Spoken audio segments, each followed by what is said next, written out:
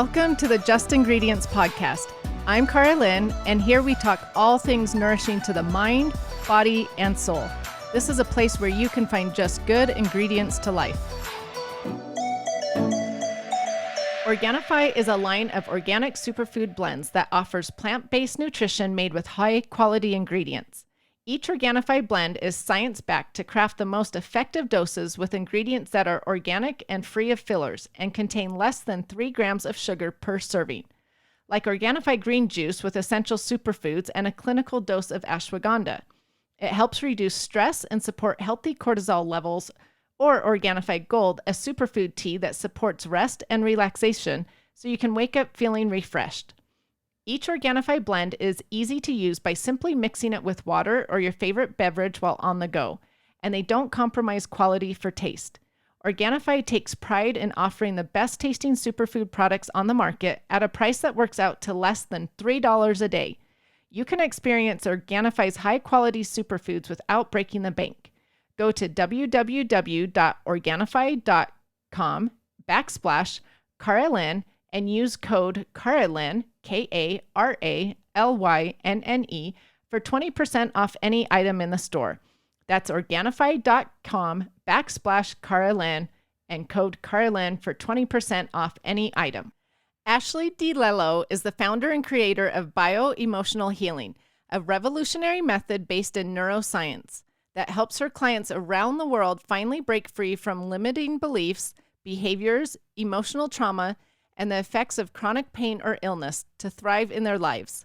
Despite being told by doctors she wouldn't live past her teenage years, she refused to give up and discovered the secret to rewiring the mind-body connection. She became an elite athlete, TV and Broadway star, entrepreneur, and motivational speaker. Welcome to the show, Ashleigh. I am so excited to have you here. I am so excited to just ask you a lot of questions because when we met the other night at the Redmond Farm event, I thought your story was fascinating. And when you were telling me your story, I'm like, I have got to have her on my podcast. So thank you for being here today. Oh, thank you for having me. Like I said to you, I'm a fan and I love what you do and what you share. And my life is definitely a testament of the things that you share. So I'm honored and excited to be here. Well, I'm excited for my followers to hear your story. So tell my followers a little bit about your background and your healing journey. I say that you have 2 healing journeys. So let's talk about your first healing journey when you were a child. Yes, there's definitely 2. And so, yeah, let's start the first one. So what's important to note, because it helped save my life, is I was a dancer from a very young age and started dancing 5 hours a day when I was 7 and literally went from one day, called the Energizer Bunny, dancing 5 hours a day, to waking up overnight. And that was the first day of 4 years of fighting for my life. And I had no warning signs. It came out of nowhere. I woke up and had a really high temperature, pain in every joint and muscle. And it started a journey of going to every specialist that existed at that time and doing every test and scan that existed, and nobody could figure me out. And the best that I got was that I had a rare viral infection. They could see my body was dying. It was shutting down. My skin was yellow from my liver shutting down. I lost a lot of my hair. I got so weak that I essentially was bedridden and had to use a wheelchair to get to appointments and places because I could barely have the energy some days to lift a finger. So it was very clear I was dying and my body was in the fight for its life, but nobody could figure out from what. And that was the hardest part of all, which I know I'm sure a lot of your viewers have their own, and you as well, just, mystery stories of wanting that clarity. And I was 13 years old, and one of the most challenging but defining moments of my life was I remember the doctor came in, and it was one of those rooms, that is super sterile and clean, and like there's no pictures, there's no color, it just feels very cold, and it just felt very ominous already. And I just remember the environment of that room. And then he came in and rolled up one of those stools and looked at me and said, "You need to accept you're not going to live past your teenage years." Wow. So yeah, can't be more blunt than that. And it's crazy now that I look back because he didn't stop there. He told me I would never dance again, that I would never live a normal, active life, never get married, never have kids. And the sooner I accepted this, the easier it would be to come to terms with my reality. Oh my And goodness. yeah, I didn't know what to do with that. I was 13 years old. I had this moment of like, how is this my life? How did this happen to me? And I remember looking down and my mom giving me the space to process, which was a gift at that time because I'm sure she wanted to jump in and say a lot of things. But I took this big deep breath and realized that this was a crucial moment in my life where I could take what he said and accept them like I was being told to, or I could choose to fight against them. And I looked up at him and said, I don't accept this. Good for you. Wow. At It, 13 years old, that's powerful. yeah, I don't know where that all came from, other than I felt that my life was on the line. And that's where I credit to, I had a belief system, I think deep down inside, that my life was supposed to be more than 13 years. And I also had this determination to get back to the thing that I loved so much. And so my mom and I walked out with no answers and went on a search for years. It took 2.5 years of going to every specialist across the country, and essentially they all sent me home to die. And so it was at that point where we had literally exhausted everything medically, and I come from a medical family. And it's important to note that 25 years ago, functional medicine, alternative medicine was way more voodoo, Right. Yes. like hard to find, wasn't streamlined at all, as you see so many functional doctors today. And so we really had to like go outside of what we knew and understood. And I was blessed to have a mother that was willing to do whatever to get me better. And that's when we really started to dive deeper into nutrition and supplements and other forms of medicine to really essentially help support my immune system in every possible way to fight this viral infection and give me a fighting chance. And it took another 2.5 years to get better, where I was no longer in the threat of death. And then some of those things took another decade to fully resolve. So it was a long journey. It is a long journey, but what I want my listeners to know is that you are a professional dancer. You were on So You Think You Can Dance, and you overcame the odds. Yeah. I mean, you didn't just become a dancer, you became a professional dancer. So that's Yeah. incredible. And I just have chills listening to the story, thinking about your mom. Like being a mom myself, like I'm almost in tears. I'm like, your mom went through a lot. She did all that searching to find the doctors, to find the answers. I'm sure many sleepless nights trying to figure out how to save her daughter. Oh my goodness, I can't even imagine as a mom. I can't either. I actually just did a post on it because my daughter's been really sick the last 5 days. And every time this has happened, I just call my mom and I'm like, I don't know how you did this. And I know my daughter's going to get better, but I'm like the unknowns. And you literally, I would not go to sleep at night because I was so afraid if I surrendered that conscious control to live, my body wouldn't make it. Wouldn't And wake up in so the morning. wouldn't wake up. And so there were many nights I literally willed myself to stay awake. And I think of what my mom, went through with that uncertainty and fighting. She's my hero. I love my mom, and I can't even as a mother, yes, fathom what that was like for, gosh, 4 years. And that's the thing that it took me a long time to realize later in life, because I was such in survival mode, is that I literally lived between life and death for 4 years and Wow. teetering on that edge, which is something that no wonder, which led me to my work later in life. No wonder my nervous system was wired into survival, because it had to be, Right. Exactly. So I'm curious, did you actually find a functional medicine doctor back then? Is I that did. Yeah, what he helped helped you? save my life. Absolutely. Yep. He was in another state. He was in Colorado. I had to go live with my grandparents. And I literally saved myself through nutrition, supplements, and homeopathic medicine. And then, of course, the powerful mind body connection of really rewiring those belief systems and pathways and into health, right, versus into illness. So definitely a combination of all, but he saved my life. So, were you living a healthy lifestyle and eating healthy foods before this, or not really? Did you have to change your whole diet? Oh yeah. I mean, I would say I didn't have a bad diet, but even back then, I don't think we were near as educated, right? Even as today. Like my family had Fruit Loops and like the sugar cereals, and I danced 5 hours a day and drank Gatorade thinking, that was good, you know?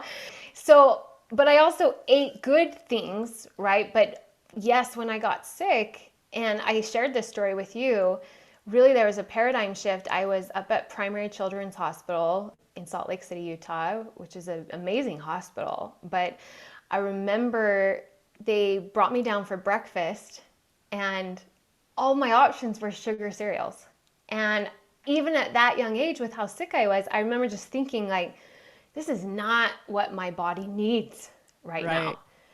And when I, of course, went down the road of functional medicine, we were opened up to so much more of the impact of food and nutrition on the body. And literally, food became life and death to me. I had to really look at food as, does this add to my immune system or does this take from my immune system? Because with where I'm at, my immune system can't do any more hits. Like I can't add any more burdens to it to process. And so my diet had to be very, very extreme at the time, right? More so than, of course, I live today, but because I really had to support my immune system as much as possible. So it was definitely an overhaul, and definitely, though, without a doubt, an eye-opening experience of the impact of food that you just can't deny. And Right. I think we've talked about that. There's too many stories and too many experiences, and food and what we put in our body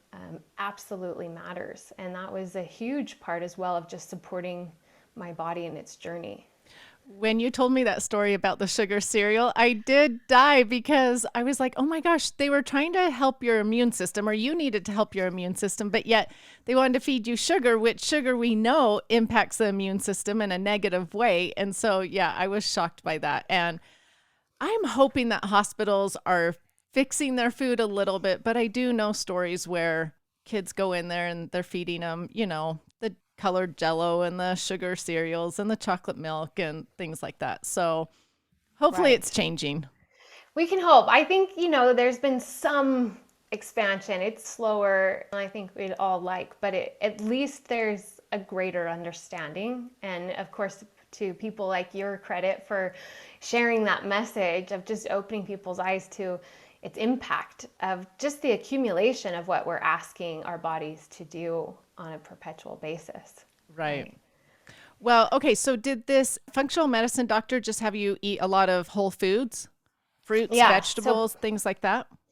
pretty much everything was real food, right? So everything we had to make essentially or just take from the garden. So yeah, I had no sugar, no processed foods, obviously limited, just healthy grains, carbohydrates, just not overloading, good proteins, lots of vegetables, fruits as well, healthy fats, right? Just essentially real whole food in a balanced way that just when I ate was giving my body nourishment and strength, to support its healing. Oh, that's awesome. So then did he also have you on supplements like vitamins, I'm assuming? Absolutely. So I was on a lot of different vitamins, and then homeopathy was the medicine that I took to help fight the viral infection, and then later discovered a parasitic infection as well. And it just, yeah, essentially everything was given to me to help my immune system, which is why I'm so passionate on how incredible the body is and can be when we support it, Right. and really what it was designed to do, which what is to heal.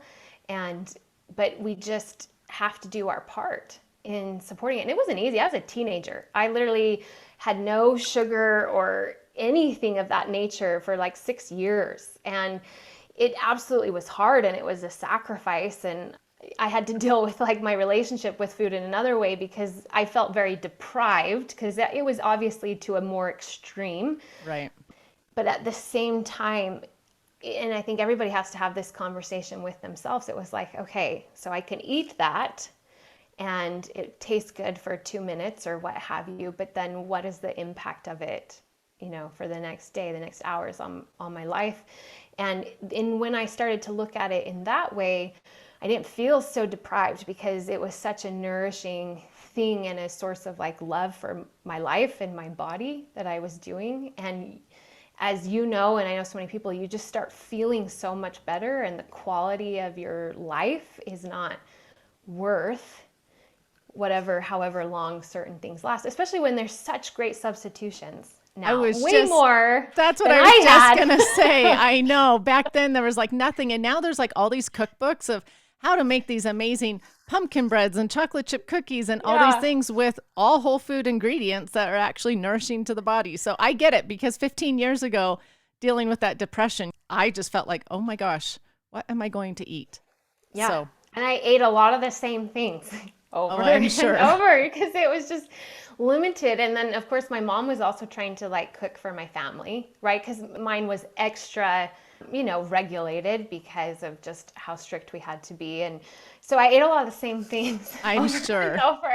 I'm sure. It wasn't always what I wanted to eat, but it was worth the outcome. Right. Okay, so what's so incredible about you, though, is you went through that healing journey. You went back to dancing. You were on So You Think You Can Dance, and also a guest on Dancing with the Stars, correct? Yes. Okay, so you do all this professional dancing again, but then you are stricken, I guess I can say, with a second health journey that you have to go through. So tell my followers about that.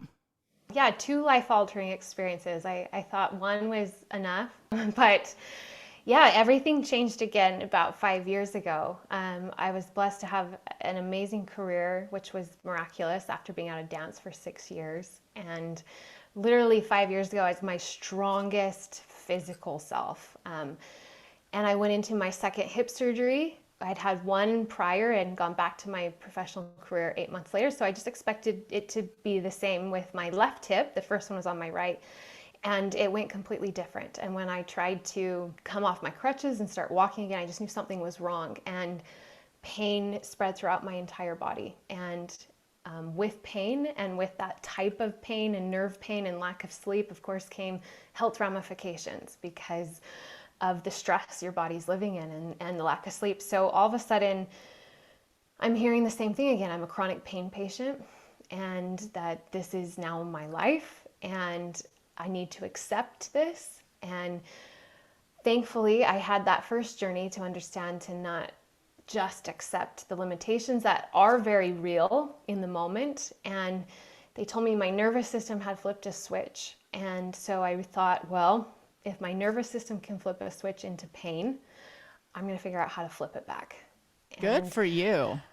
I already, of course, understood the mind-body connection, but it was at that point that I dove so much deeper into neuroscience and how the brain and nervous system gets stuck in whatever it is. It can be pain and health issues, but it also can be anxiety and depression and other things. Whatever gets wired over and over again becomes our default setting. But this time, it's crazy. I wasn't fighting for my life, but it was absolutely so much harder because I was a mom, I was a wife, I was a business owner, and now my daughter was my miracle child, right? Because they said I'd never have kids, and she was 2 years old when this happened, and now I couldn't lift her.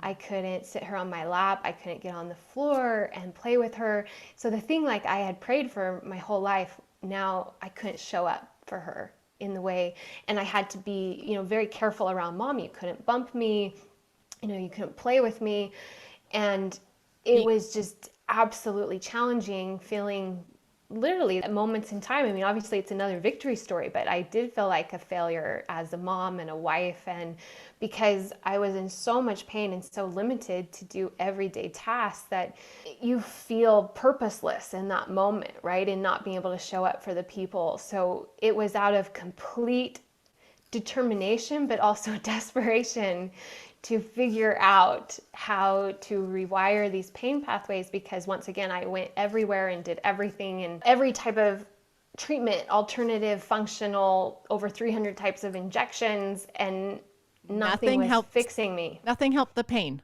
No one could Yeah, figure out your pain. no one could figure it out. And it's Yep, just chronic pain every day, all night.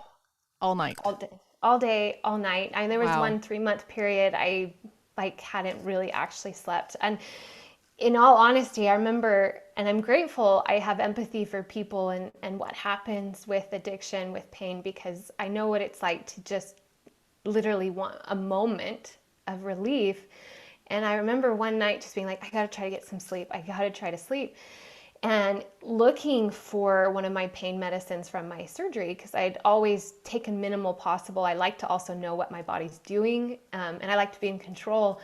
But I share this because this is, I know, very real for so many people. And I literally found a leftover Oxycontin from my surgery, and I took it, and it did nothing.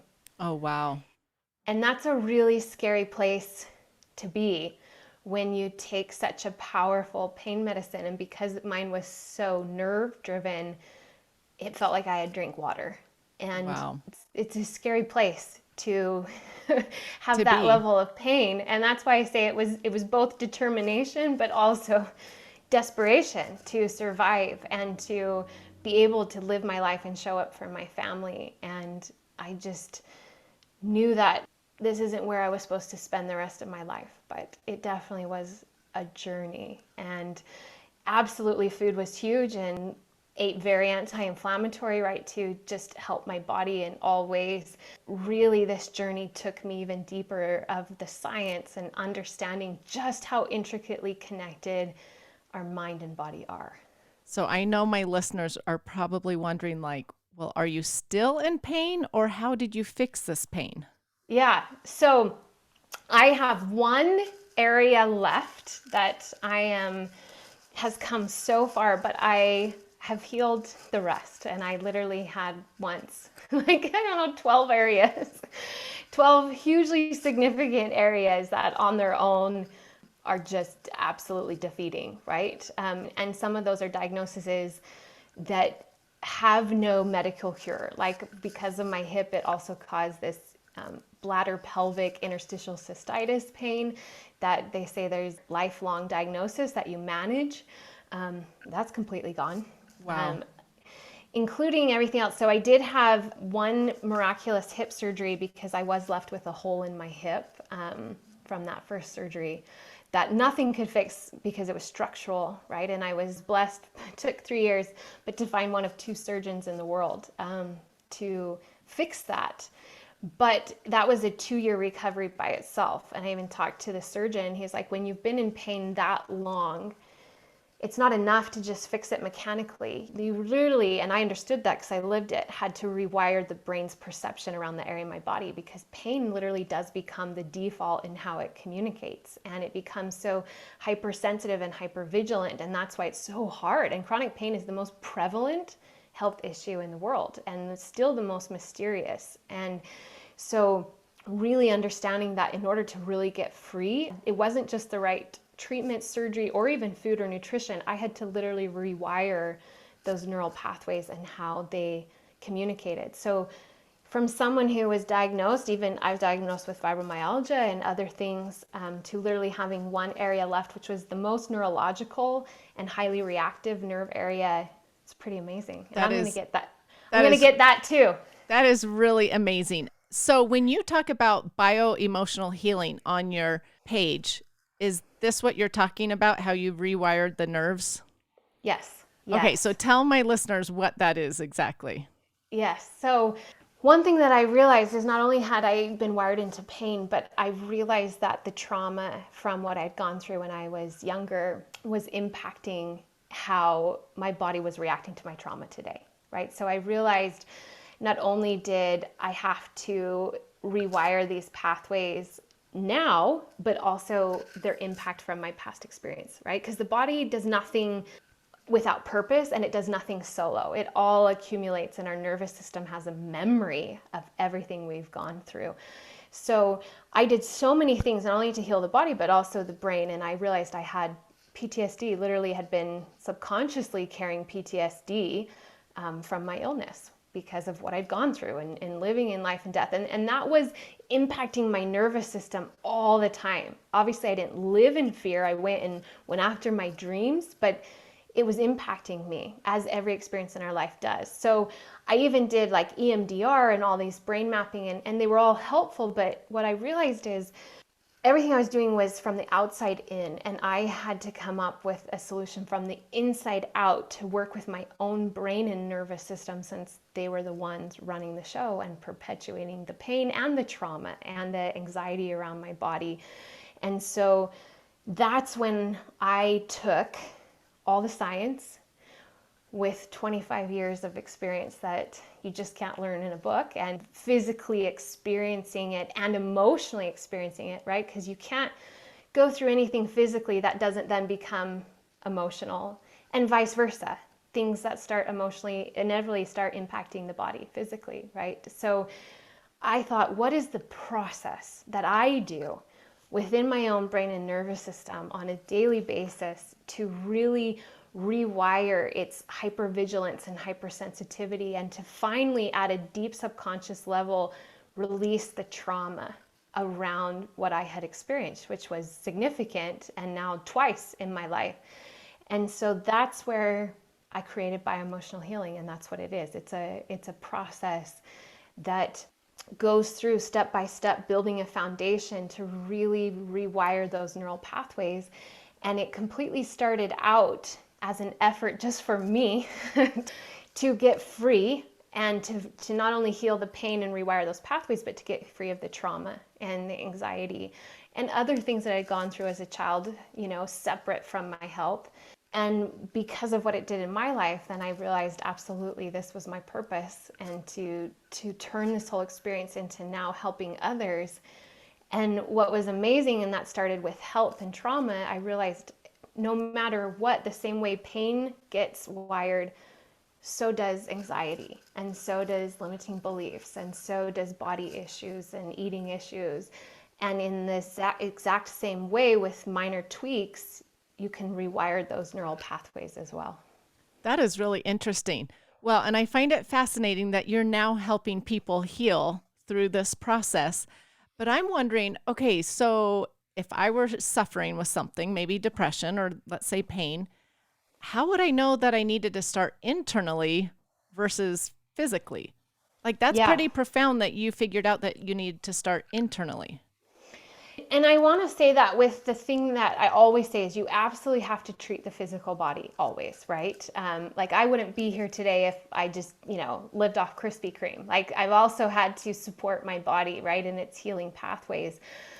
But I think the blessing was, as I delved into pain and understanding that all pain comes from the brain, even though it's felt in the body, it took me really deep into studying the brain and understanding that it is the command center of all our body and our thought processes, and then therefore the chemical response of emotions we have in our body. That I realized, unless I address the brain, then I'm going to keep the root there that is perpetuating the pain and the trauma, right? And so I had been absolutely hypervigilant in treating my physical body my whole life, because obviously what I went through when I was younger put me on a path of always taking care of my body that way. But I realized if my brain and nervous system are stuck in a pattern of pain or trauma or anxiety, no matter what I do, those alarm signals have to be turned off internally. So if someone's listening to this and they're thinking, oh, I resonate with this, but I don't know where to start, where would they start? Yeah, well, I would say, because I know it seems like so overwhelming, and the brain obviously can get very heady and deep.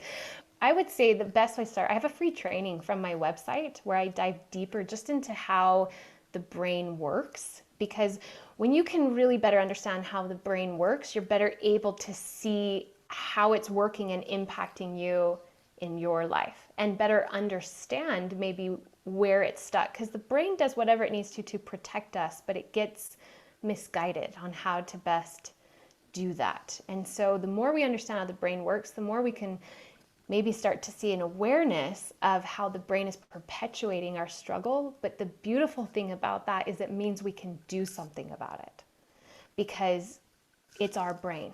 And when we can harness its incredible power to heal, then what is now keeping us stuck can now set us free. So I would direct everybody, that's a great training. You just go to my website, ashleighdilello.com. There's a button that says get started, and it just takes you to a free training on the brain. And that's going to get you started in understanding, okay, this is how maybe this is impacting me and what I can do about it. And then, of course, if they feel that they want to dive deeper and into the next steps, they can schedule a free consult call with me just so I can better understand where they're at. And if I can help them and it's the right fit, then we talk about moving forward with bioemotional healing. So, does it have a lot to do with your thoughts and what you tell yourself and things like that? Absolutely. And thoughts, it's an interesting thing, and thoughts are very powerful, but they're the first step. So bioemotional healing is 8 weeks, and thoughts are one of the first steps, but by their no nature are they the last step. Absolutely, thoughts are so powerful, and we know that they create a chemical response, and our cells respond accordingly to everything that we think and say, and our bodies are so intelligent. And so most of us have the same thoughts we always have because the brain wants to always default to what it knows. And so really becoming aware and starting to listen to what we're saying on a perpetual basis and the meanings we're giving the experience and how we're communicating about our body and our belief systems around it are so important, because the brain is wired to validate whatever we believe, and our beliefs are formed by what we repeatedly think. So we absolutely have to start becoming aware of the internal dialogue, that we're having over and over and over again. Bio-emotional healing can be more than just depression, anxiety, pain, because I'm thinking, well, women tell themselves all the time, like, oh, I'm fat, I'm overweight, I don't look pretty, I'm ugly. I mean, you hear women, look in the mirror and just say these thoughts. So bio-emotional healing can help with that as well, right? Like body image. Absolutely. In fact, and that's the beautiful thing of how the brain works. I've seen that I've had clients all over the spectrum, even clients that just literally have struggled their whole life to love and accept themselves, right? And their body. And we know that has a huge ramification on your life and your health and your relationships and your ability to have joy and presence, right? And so that's what I love so much about the brain and this process, is that no matter what it is that you struggle with, right? And whether that's making you feel like a prisoner, whether to your body or your mind, you can absolutely heal that and rewire those neural pathways and open up to change the programming for what you do want, right? It's just that the brain has been stuck for so long. We're trying to change while coming up against the brain's hardwired program. And that's why change is so hard. But when you can utilize the brain and access it and make it feel safe to let go of what it has known for decades, then you can let that go, and then the brain actually has space to rewire what you want. And it has literally no limits on what it can do and overcome. So this is fascinating to me because some women for 20, 30 years have told themselves they're fat, they're ugly, but even things like, I'm depressed, I don't feel good, I'll never feel good, I don't have energy. I mean, years of this. So in 8 weeks, they can retrain their brain to think differently. Absolutely. That's the thing. And I'm not saying you'll be like 100% by 8 weeks, though I also never put limits because I have had clients. In fact, I actually just worked with a licensed psychologist who, in her 60s, who'd been stuck in patterns for 50 years around her body and food. And at the end of the 8 weeks, that was a non-issue. And what I have come to discover is that though we suffer in our life and we get stuck, we really weren't designed to stay there our whole lives. But the brain is so powerful and gets so stuck in its programming, it's really hard to overcome if there's not a process to follow and how to really change it step by step with the brain. So that it is the message of hope more than anything else, because really I have seen over and over again, it doesn't matter how long you've been stuck. And I'll be honest with you, when I first put bioemotional healing together, I looked at my husband, and when I knew this was literally my life's work, I looked at my husband and I said, is this going to work for other people? Did it work for me because of who I am and my knowledge and like my determination? And I had those doubts at first because this was all new, right? And then over and over and again, no matter what my client was struggling with, no matter their background, their intellect, their talent, the functionalities of the brain are the same for each of us, barring like true mental illness or injury. And so when you can learn how to utilize that, there really are no limits. And I've seen it over and over again. And that's how powerful each of us really are. And that's my message, because I used to speak a lot because of my story. But now my message is I don't want you to listen to my story and be inspired, like look at what she overcame, but that's not me. It's you have all those capabilities. It's not just my talent or my drive, it's that I learned how to harness the brain's power, and everyone can learn to do that. That's amazing. Okay, so it honestly sounds like everybody could benefit from bioemotional healing. Can teenagers, kids, adults, any age do it? Yeah, well, absolutely. The majority of my clients are adults, though I have worked as young as 16. And really, that's because the parents were open to looking for other avenues, right? And these were kids, diagnosed with anxiety, and their parents were looking for something else, right? To be able to rewire the anxiety out rather than think they have to just manage it the rest of their life, right? So usually the most people that come to me are adults because they've tried so many things and they're at a place of really being sick and tired of being stuck, right? And trying to look outside. So absolutely, anyone can benefit. We all have impacts. And if we can really harness our brain's power to really live free of the experiences we've had in the past or the experiences we've had in the present, and to continue to be able to process life in a different way. So I utilize it with my daughter, but clearly, can't talk to her in the same way as a 7-year-old that I do with an adult, but trying to teach her young how to understand how her brain works, though it's backfiring on me sometimes when she tells me no one's in control of my mind but me. That's funny. But yes, it absolutely, if people are ready, of course it takes the work on your part, because I tell my clients, like, I'll show you the process and the step by step, but I don't live inside your mind and body, right? Just like you can teach people how to feed and nourish their body, but they have to do it. And people have to show up and do the consistency of that type of internal work and brain training. But when people are ready for that, then there's absolutely no reason whatsoever that they can't heal and get free of whatever's keeping them stuck. So, what do you tell people that say to you, well, I've tried to tell myself positive thoughts for years and years. I've tried to have a positive mindset. That's never worked. What do you tell them? I say, yeah, you're right. Because there's more to it than just there's that.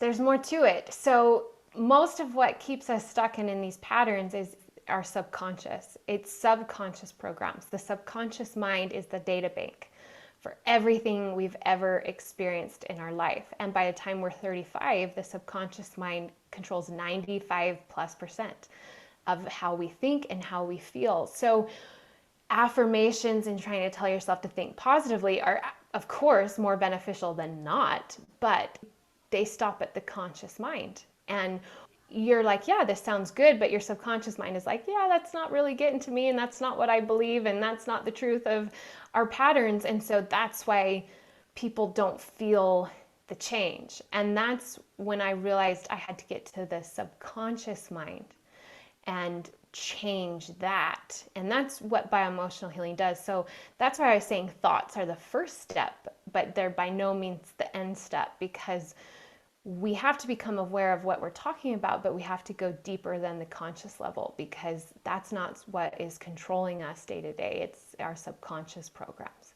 So I would say it's not to their default, and it's not that they don't work, but they don't get to the root of what is holding us stuck to our patterns. Okay, that makes sense because a lot of people will tell me, like, I've tried affirmations for years. It doesn't help because it's sort of trendy to say, like, well, we need to work on our mindset. But Mm-hmm. really, what does that mindset mean? And so Mm-hmm. that to you, it means working on your subconscious level, which is a much deeper level than just our conscious.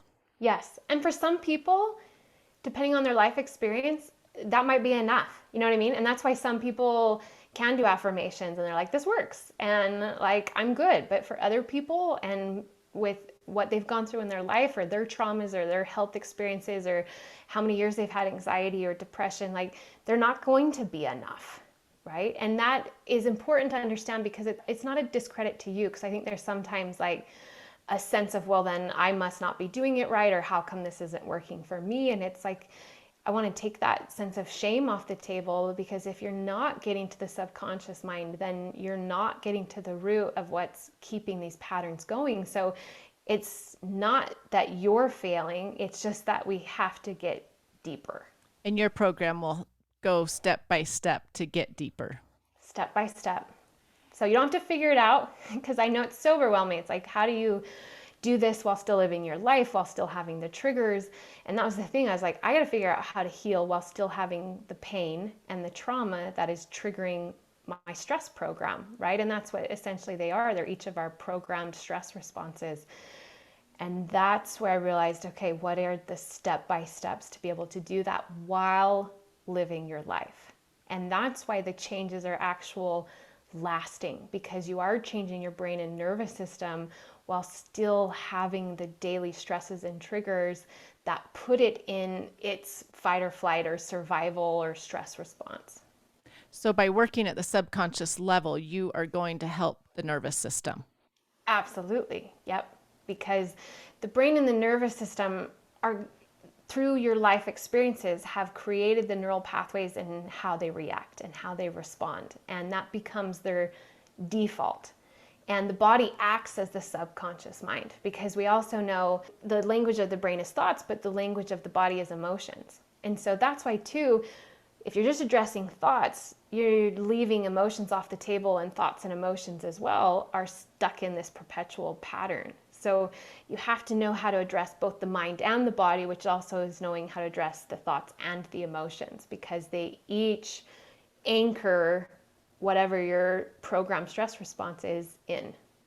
Right? So I'm thinking most people need this bio-emotional healing. As you're talking, I'm like, I think all of us could benefit from this.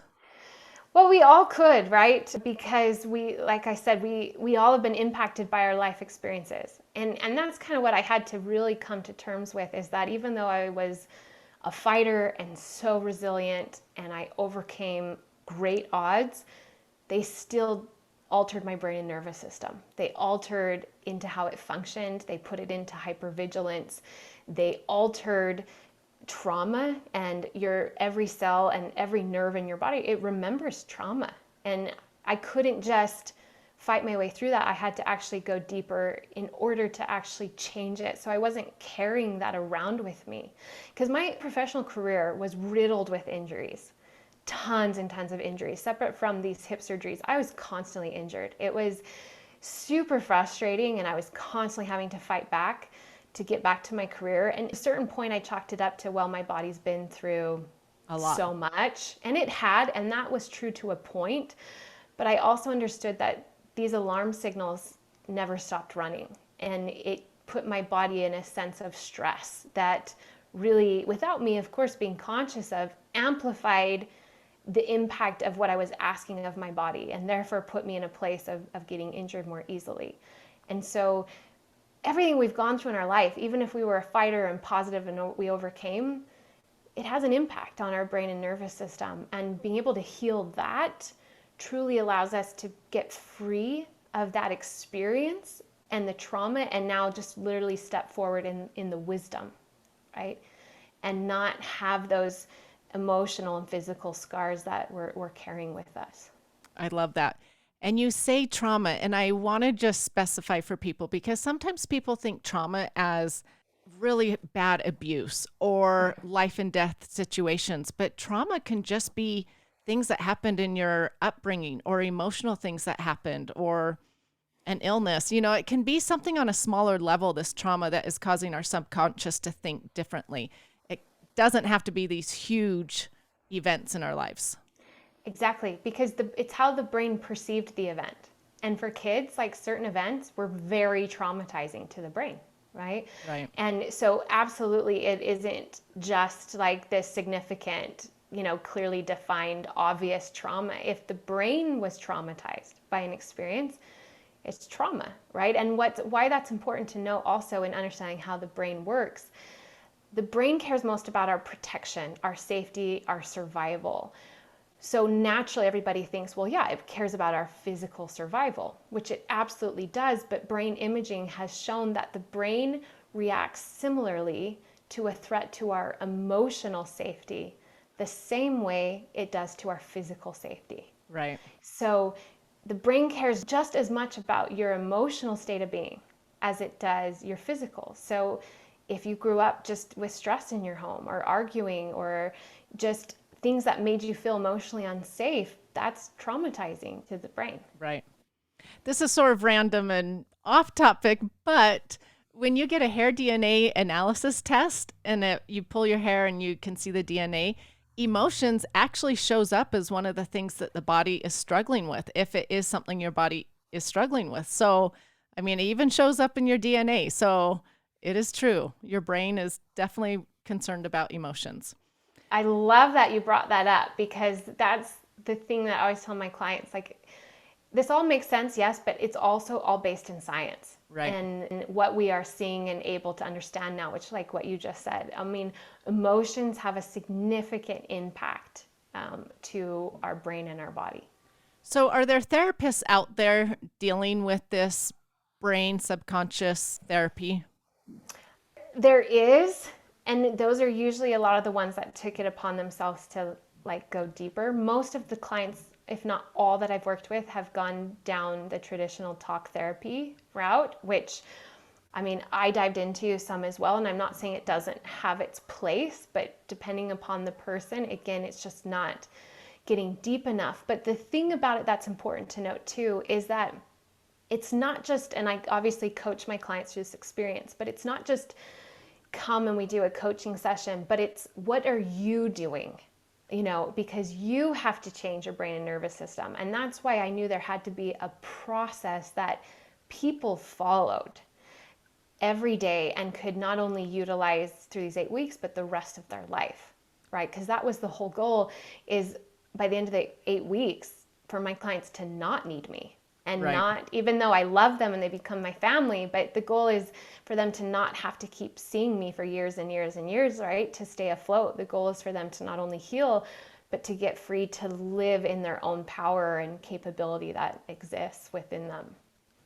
Wow. What you're doing is absolutely amazing. I love that you took a hard trial in your life and have turned it into a way to help others. I love people that do that. I think this world would be a better place if we all took our hard trials and, did something positive with them. So thank you so much for everything that you're doing, for everything you're trying to help people with. And thank you for being here today.